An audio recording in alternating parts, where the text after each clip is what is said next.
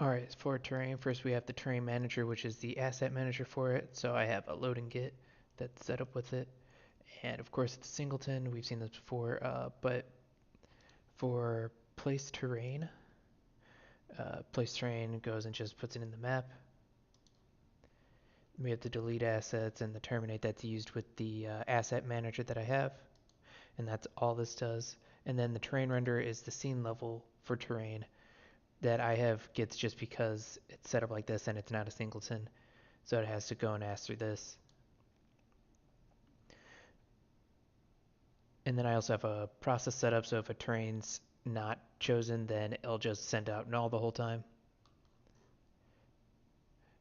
And here's all the gets and all that stuff. But then, so this is used in the draw stage. And then for the testing, so we have two tests. So it's first with the tiered approach, and then it's with the actual user collisions.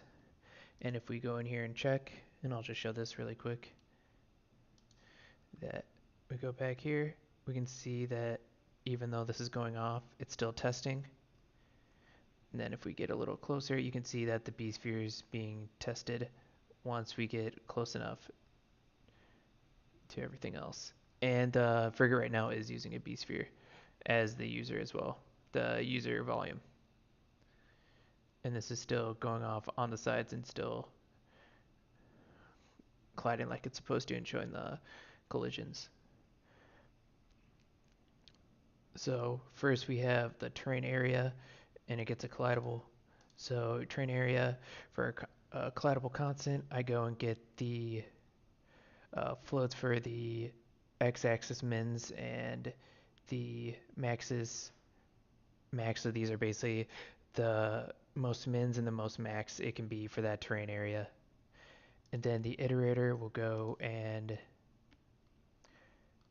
get this. So it will go and make a cell box and it will go and use the operator for this.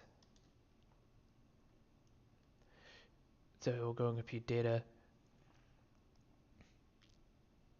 along with also for it equals up here that itself will get the begin function, and all that basically does is I am going and giving him the very most mins and the very most maxes, and then we're finding the I and J's there and what the maxes would be. So these are the mins for the terrain and these are the maxes for terrains.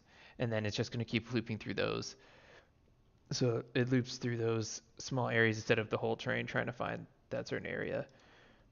And then for the end, I just go and send what the max is again, and then it tests it. And then using the operators for if it's equal to or not equal to.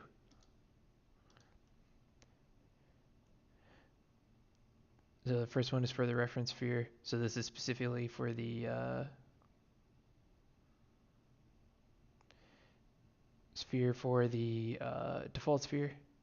And then we have the actual collidable being used for the next intersection.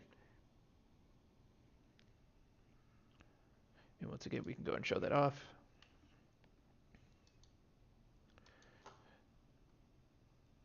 That is colliding